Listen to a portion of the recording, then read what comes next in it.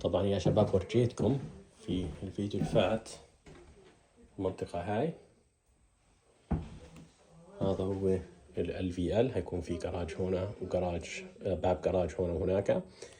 ال LVL هاي ما دخلت جوا البيت، هاي دخلت جوا البيت مثل ما انتم شايفين. حطوا ثنتين جنب بعضهن وحطوا مسامير، وكمان الخشب هيصير يجي من هنا لحديت فوق هناك بالطريقة هاي. إن شاء الله هورجيكم إياه لما يخلصوا.